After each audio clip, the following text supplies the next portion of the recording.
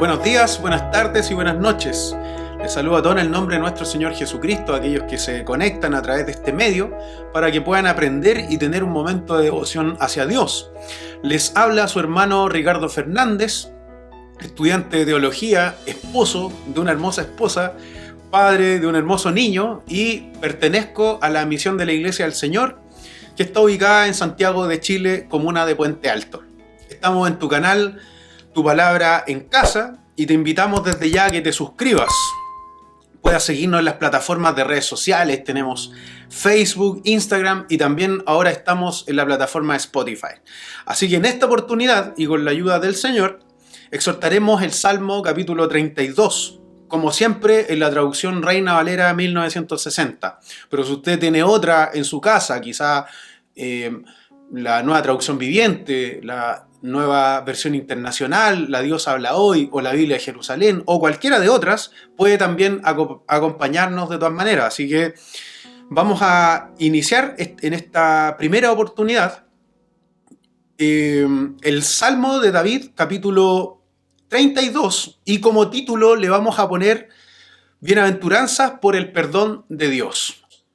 Bienaventurado aquel cuya transgresión ha sido perdonada y cubierto su pecado.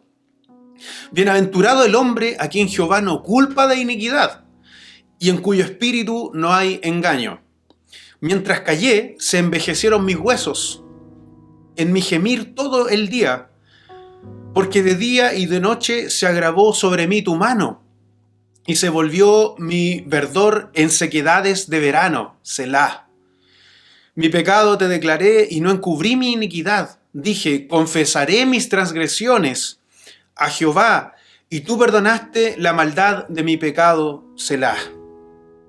Por esto orará a ti todo santo en el tiempo que pueda ser hallado. Ciertamente en la inundación de muchas aguas no llegarán hasta él. Tú eres mi refugio, me guardarás de la angustia, con cánticos de liberación me rodearás, Selah. Te haré entender y te enseñaré el camino que debes andar. Sobre ti fijaré mis ojos. No seáis como el caballo o como el mulo sin entendimiento, que han de ser sujetados con cabestro y con freno, porque si no, no se acercan a ti. Muchos dolores hay para el impío, mas al que espera en Jehová le rodeará la misericordia. Alegraos en Jehová y gozaos, justos, y cantad con júbilo todos vosotros, los rectos de corazón. Es un másquil de David. Y ahora la pregunta, ¿qué es un másquil? La palabra hebrea es una palabra hebrea para inspirar la admiración a Dios.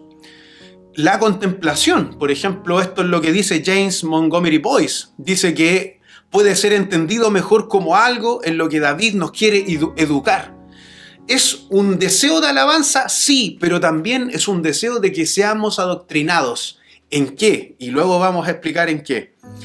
Este es el primero de 12 salmos con el título de másquil. Va usted a ver que acá tenemos un másquil, pero en el futuro van a ver otros salmos que también tienen como impulso este deseo de adoctrinar a la comunidad de aquellos que tienen al Dios de Israel. Acuérdese lo que significa entonces. Y de manera que el Salmo capítulo 32 tiene 3 elementos básicos. Estos 3 elementos sirven para poder introducirnos al Salmo del capítulo 32, que es primero instrucción, ya que es la doctrina, la enseñanza que está detrás, por otra parte la contemplación y por otra parte la meditación. Acuérdese eso y se lo vuelvo a repetir: instrucción, contemplación y meditación. Si pudiéramos nosotros reunir palabras breves para poder resumir, podría ser la experiencia de confesión de pecado y la alegría de perdón que recibo de parte de Dios. Vuelvo a repetir, la experiencia de confesión de pecado y la alegría del perdón que recibo de Dios. Por eso este salmo específicamente puede ser clasificado como un salmo penitencial. Cuando los eruditos definen qué es lo que es penitencial, se están refiriendo a cantar u orar este salmo. Estamos reconociéndonos a través de este deseo, estamos reconociéndonos a nosotros mismos nuestra necesidad de Dios. Pero también, por otra parte, reconocemos que tenemos límites. Que un día, por ejemplo, salimos de nuestra casa, si lo aplicamos a nuestro contexto actual, podemos salir de nuestra casa, pero no sabemos si vamos a llegar. No importa, de todas formas tenemos a un Dios que está a cargo de todas las cosas y que Él también dirige nuestras vidas y protege también nuestros corazones. Y bueno, vamos a decir lo siguiente. Cuando dice la Biblia, bienaventurado es aquel cuya transgresión ha sido perdonada y cubierto su pecado. Verso 1 y verso 2. Y repite nuevamente y dice, bienaventurado el hombre a quien Jehová no culpa de iniquidad y en cuyo espíritu no hay engaño. 2 veces se repite la palabra bienaventurado aquel, pero luego bienaventurado el hombre. Hermanos, una bienaventuranza es una expresión que se refiere a un gozo profundo del alma. No es un gozo superficial que yo lo expreso de forma superficial, sino que es algo que está dentro del corazón. Ser bienaventurado significa no tan solamente ser feliz, sino que se refiere a una persona que vive en una constante alegría en Dios y por Dios. Hay 2 elementos que son importantes. Entonces, ¿cuál podría ser el enfoque de alegría del verso 1 y el verso 2? Tenemos a los comentaristas Keil y Delitzsch, que ellos nos ayudan bastante a poder comentarlos de estos primeros versículos, y ellos dicen que este salmo comienza con la celebración de la fidelidad del hombre que experimenta la gracia justificadora de Dios. De manera que cuando un ser humano se entrega a Dios, lo hace sin reservas. De manera que el pecado que nosotros vemos aquí se menciona en hebreo como romperse o alejarse de Dios, como una desviación de lo que agrada a Dios en distintas formas, porque recuerde, bienaventurado es aquel cuya transgresión, cuyo pecado, cuya cosa que le destruía a esa persona y que estaba desviándolo y agradándolo a Dios, fue perdonado, fue cubierto. Además, estos eruditos dicen que la forma en la que se está expresando aquí el salmista es como celebrar por el hecho de que Dios nos ha librado de la consecuencia de nuestra naturaleza. ¿Cuál es esa naturaleza que nosotros tenemos? Perversión, distorsión y también fechorías, incluso mencionando las malas intenciones. De todo esto Dios nos libra y debemos estar alegres por estas cosas. El perdón de pecado aparece casi exactamente como en Éxodo capítulo 34, verso 7. Cito entonces Éxodo capítulo 34, verso 7, cuando dice: yo derramo amor inagotable a 1000 generaciones y perdono la iniquidad y la rebelión del pecado. Estamos hablando de tanto tiempo atrás de Éxodo y hoy día estamos en Salmos. Y el Salmo nos está explicando y nos está mostrando esta promesa. Es tremendo porque es como levantar y quitar una cubierta, de modo que se vuelve invisible para Dios. Y es como que si nunca hubiera ocurrido. Pensemos en esto. Esto puede ser real en nuestras vidas cuando nos cuesta a nosotros tanto perdonar.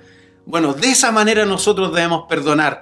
Es un cambio muy difícil de hacer porque tiene que ver con nuestro carácter, tiene que ver con nuestra personalidad, pero es una invitación a que lo hagamos. Y es más aún, es un mandamiento a que nosotros debemos perdonar para poder ser perdonados. Recuerden esta parte: yo derramo amor inagotable a 1000 generaciones y perdono la iniquidad y la rebelión y el pecado. Entonces, eso nos vuelve invisible. Ese elemento que nos cubría nos vuelve invisible para Dios y es como si nunca hubiera ocurrido. Tenga ese corazón, esa idea en su corazón. Y es por eso que somos bienaventurados, porque nuestras transgresiones han sido perdonadas y han sido cubiertos nuestros pecados. ¿Es para estar felices? ¿Es para estar alegres? Pues claro que sí. En el verso 2 nosotros vemos que nos habla de la justificación. Vamos a citar aquí a John Wesley respecto a la doctrina de la imputación. Él define lo siguiente, abro comillas: a quien Dios no acusa de la culpa de sus pecados, sino que bondadosamente lo perdona y lo acepta en Cristo. Esto quiere decir sin engaño. Quien confiesa libremente todos sus pecados y se vuelve del pecado a Dios con todo su corazón. O sea que es necesario que esté la actitud constante del Espíritu por cambiar y poder ser restaurados y ser renovados. Entonces, como medida también que vendría a ser nuestras acciones, nuestro libre albedrío de tomar decisiones, pero Dios ya lo hizo por nosotros. Dios ya lo hizo por nosotros. Y es nuestra actitud la que debe cambiar. O sea, nuestra actitud la que debe actuar de forma justificada. Pablo hace una cita, y de hecho en Romanos capítulo 4, versos 6 al 9, él dice: bienaventurados aquellos cuyas iniquidades son perdonadas y cuyos pecados son cubiertos. Y él continúa diciendo: bienaventurado el varón a quien el Señor no inculpa de pecado. Esto, lo que menciona el apóstol Pablo, está señalando que aquellos que no fueron circuncidados en contexto de Romanos, que no son circuncidados en la carne, lo somos ¿en qué? En la fe. Y que por esto somos hijos de Abraham, y que podemos decir que Abraham también es nuestro padre, porque hemos recibido la circuncisión a través de la fe. ¿En quién? En Jesucristo nuestro Señor. Nada más ni nada menos que por eso. Entonces podemos decir que Abraham es nuestro padre de la fe. Como imputación se expresa aquí claramente que el que ha sido justificado es llamado como aquel que está exento, está libre de la transgresión. Desde esta perspectiva, Keldelich dice justicia imputada sin obras, o sea, por fe, nada más ni nada menos que por la fe. Y que esta fe también, recordemos que es un don del Espíritu Santo. En el verso 3 hay un elemento que igual es importante, porque él dice: mientras callé, se envejecieron mis huesos, en mí gemí todo el día. Habla de esta degradación incluso que es del cuerpo. Es algo lo que el salmista está sintiendo. Mientras callé, se envejecieron mis huesos, en mi gemir todo el día. Verso 4, estábamos leyendo el verso 3, ahora verso 4. Porque de día y de noche se agravó sobre mí tu mano, se volvió mi verdor en sequedades de verano. Utiliza las expresiones poéticas y luego dice Selah. Luego va al verso 5 y dice: mi pecado te declaré y no encubrí mi iniquidad. Dije: confesaré mis transgresiones a Jehová, y tú perdonaste la maldad de mi pecado. Y vuelve a decir Selah. En esta sección nosotros podemos ver que el salmista describe la actitud enferma y oprime que enferma y oprime a las personas. Si hay algo que hoy día puede enfermarnos mucho más que cualquier virus, es en el fondo el pecado. Hay un elemento importante que usted ha visto, que es el Selah, y que es un momento en donde se da la oportunidad para que los músicos comiencen a tocar sus instrumentos, que estos instrumentos suban el volumen, en el fondo puedan tocar, para que lo que hemos dicho anteriormente nos haga reflexionar, nos haga contemplar a Dios, nos haga pensar, meditar en lo que Dios ha hecho por nosotros. Por ejemplo, cuando pensamos en Cristo y leemos los santos evangelios, o también leemos las bienaventuranzas. Y cuando Él comienza a recitar esas bienaventuranzas, nosotros guardamos silencio y reflexionamos en todas las cosas dichas con anterioridad. ¿Se ha dado cuenta cuando estamos alabando a nuestro Señor? Y hay momentos en donde, después de haber cantado, hay momentos donde están los instrumentos sonando solos y no hay ni una voz. Y ese es el momento para que nuestro corazón medite delante de Él y podamos nosotros reconocer quiénes somos delante de este Dios omnipotente. Entonces, podemos ver que esta actitud es la que enferma y oprime a las personas. Callar y encubrir los pecados produce en la gente envejecimiento prematuro, enfermedades, llantos y gemidos constantes. Recuerdo el libro del Dr. Colbert, donde él habla, por ejemplo, de la depresión, habla de la acumulación de ira y cómo esto afecta tremendamente a nuestro sistema nervioso. Pero sin embargo, los judíos no tenían todo este avance tecnológico ni nada de estos descubrimientos que hoy día nosotros, en los cuales podemos apoyarnos. Pero sin embargo, vemos que el tener una buena actitud, el tener una buena actitud nos va a librar de todas estas enfermedades, en el fondo. Enfermedades, llantos y gemidos constantes, el envejecimiento prematuro. El poeta aquí, que es el salmista, describe su condición como grave, pues es la mano del Señor, es decir, el juicio de Dios, quien se manifiesta sobre él de forma continua. Su vida se transformó en verdor a sequedad, que aquí nosotros lo que vemos son imágenes que describen cosas negativas de la vida. Imaginemos, aquí en Chile nosotros tenemos el desierto florido, pero en otras épocas del año nosotros podemos ver que no se ve ni una flor, no se ve ni un color, no se ve nada húmedo en el fondo. Lo único que podemos ver es todo un color gris. Y en eso puede convertirse nuestra vida, está diciendo el salmista. Pero sin embargo, al declarar su pecado y al confesar sus rebeliones, experimentó el perdón divino. El silencio del salmista trajo dolor y trajo angustias, pero su confesión propició la misericordia de Dios. Habíamos hablado del perdonar a los demás, pero hoy día nosotros presentamos esto de la confesión. Hemos confesado todos nuestros pecados. Podemos hacer un estudio exegético de cada palabra, de cada artículo, pero lo principal aquí es lo siguiente: ¿hemos confesado todos nuestros pecados? ¿Hay pecados sin confesar en los cuales los demonios puedan operar en nuestra vida? Eso es súper importante que nosotros también tengamos en cuenta. Y pensemos en que en este silencio del salmista trajo dolor, angustias, y que su confesión propició la misericordia del Señor. Piensa en ese silencio, en ese interludio. Decía una persona hace tiempo atrás que en el momento donde más mentimos nosotros es mientras cantamos alabanzas. Cuando decimos que vamos a dar todo al Señor, cuando en verdad damos solamente unas migajas. Tengamos cuidado, incluso con lo que cantamos. Analicemos lo que estamos cantando, y es que si verdaderamente estamos viviendo esas cosas en nuestra vida. Por otra parte, también tenemos el verso 6 al 8. Dice de la siguiente manera: por eso orará a ti todo santo en el tiempo en que pueda ser hallado. Ciertamente en la inundación de muchas aguas no llegarán a estar en él. Tú eres mi refugio, tú me guardas de la angustia, con cánticos de liberación me rodearás, Selah. Te haré entender, verso 8, y te enseñaré el camino en el que debes andar. Sobre ti fijaré mis ojos. En estos versículos usted va a ver que hay varias cosas que el salmista articula, que son tres ideas importantes para la Biblia, para la vida. En primer lugar, luego de evaluar las implicaciones transformadoras de su experiencia de silencio, de confesión y de poder experimentar el perdón, esa calma, esa paz de que tú has sido perdonado, el salmista llama a la comunidad que sea sensible a la voluntad divina, que sea sensible a la voz de Dios, que sea sensible a los mandamientos del Señor. Confesión y perdón son necesarios, ¿cierto?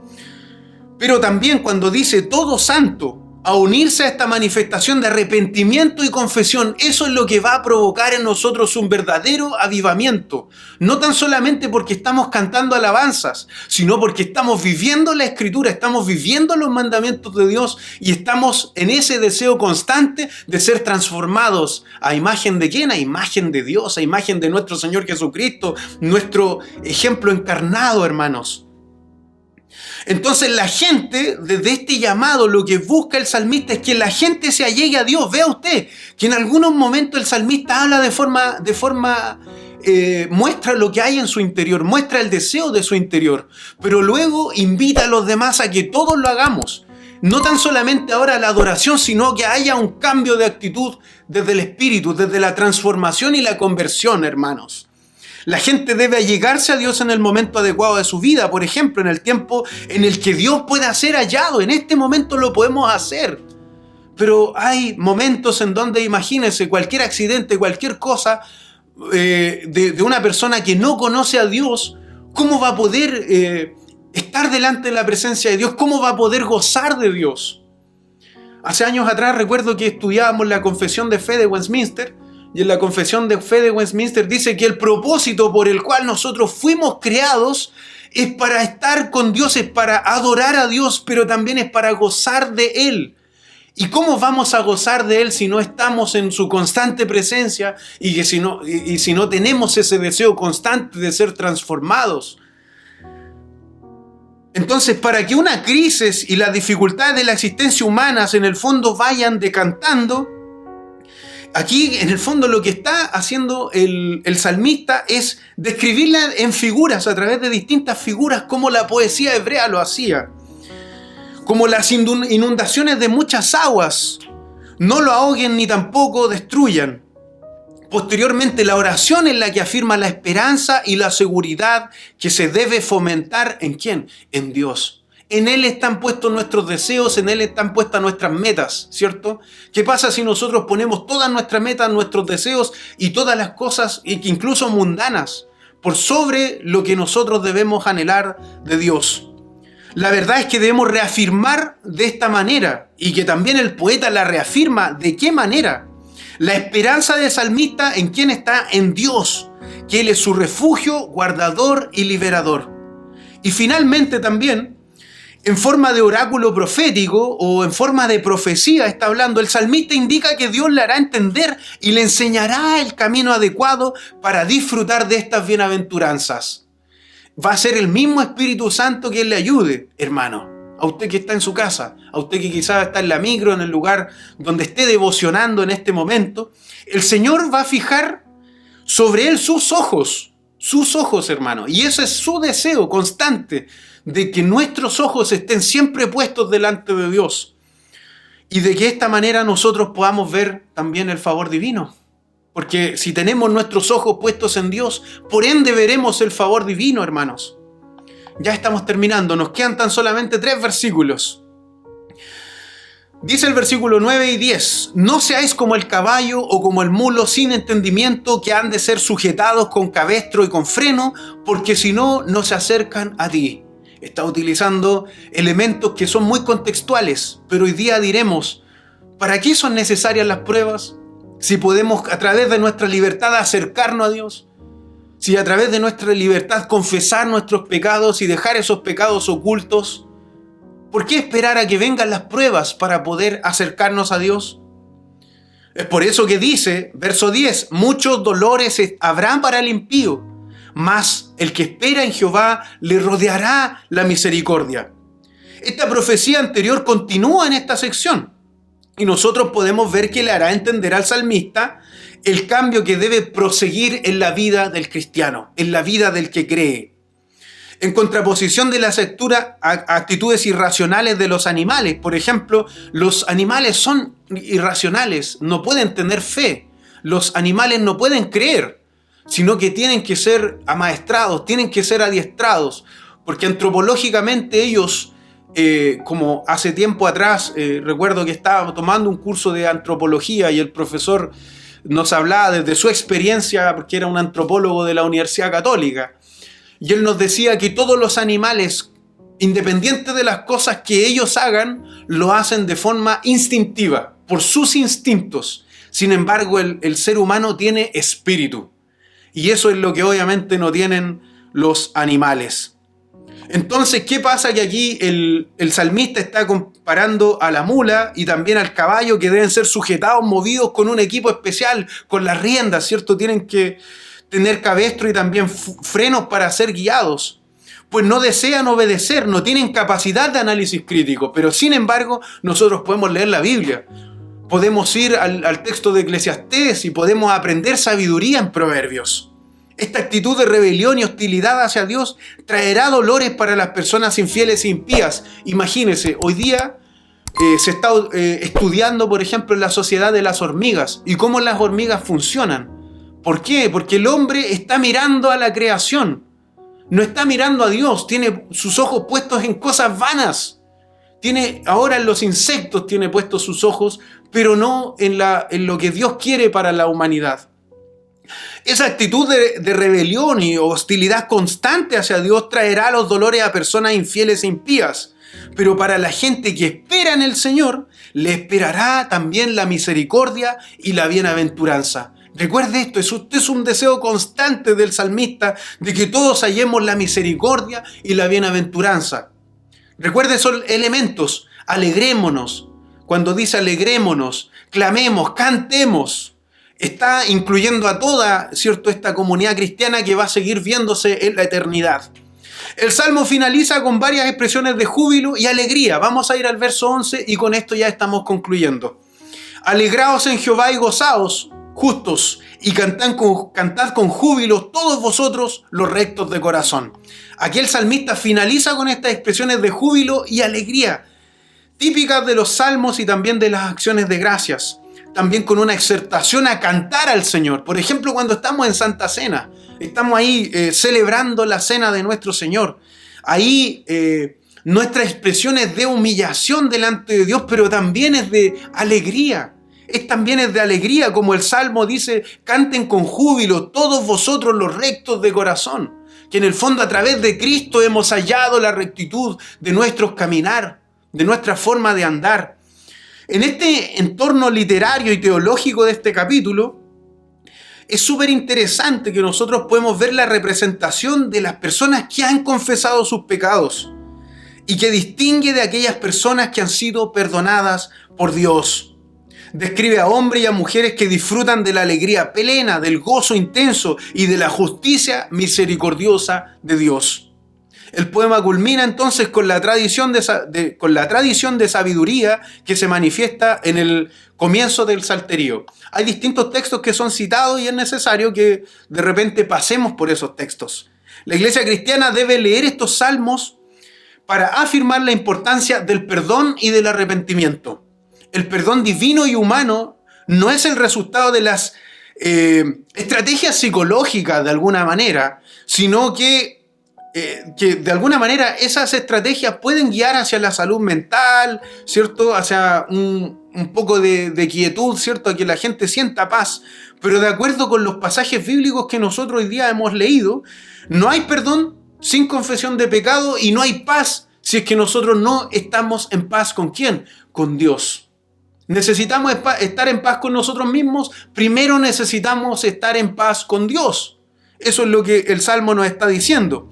Y que el silencio del salmista, es decir, el deseo de encubrir su vida y sus acciones, no facilita la manifestación de esa misericordia divina. Y que aunque la confesión de pecado se haga únicamente a Dios, consideremos este deseo de que todos adoremos a Dios en un mismo espíritu, y es por eso que antes de ir a tomar la Santa Cena pidamos perdón por nuestros pecados a nuestros hermanos, a nuestros familiares. Podríamos seguir señalando más cosas en realidad que yo he anotado en mis apuntes, pero consideremos esto, que en resumen el Salmo 32 nos enseña la importancia de reconocer nuestros pecados, de confesar nuestros pecados ante Dios y de experimentar ese perdón divino. Nos recuerda que el Señor es nuestra fortaleza y guía en todo momento. Principio, que lo principal es que Él nos va a perdonar si nos equivocamos. Él nos va a ayudar si nos equivocamos. Y que a través de estos escritos, que vendría siendo la Biblia en su plenitud, nos exhortará a vivir en obediencia y a confiar en Él por sobre todas las cosas. Espero no haberte quitado tanto tiempo, pero es necesario que estemos en presencia de nuestro Señor y es necesario también hablar con pasión, como dice aquí nuestro hermano que está guiando este canal. Dios bendiga a nuestro hermano Fernando. Vamos a orar al Señor y también inclinamos nuestro rostro. Ahí en el lugar donde tú estás, si tú estás en un microbús, estás en el metro, cierra ahí tus ojos y inclina tu corazón delante del Señor. No importa que no estés arrodillado, ten un corazón, un alma arrodillada delante de Dios.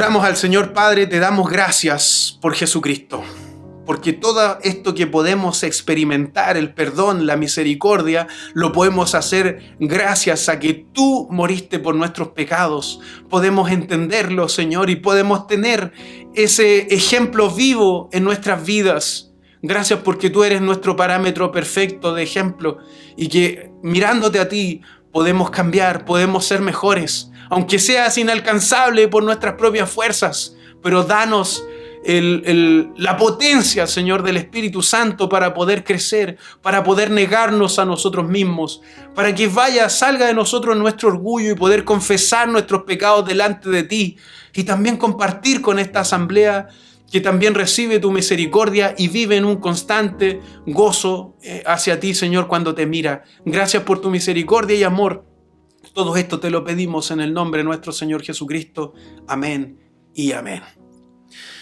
Estamos en tu canal, Tu Palabra en Casa, y te invitamos desde ya a que te suscribas y también que puedas seguirnos en las plataformas de redes sociales. Tenemos Facebook, Instagram y Spotify. Te dejamos fielmente invitado y con mucha pasión a que puedas seguir participando.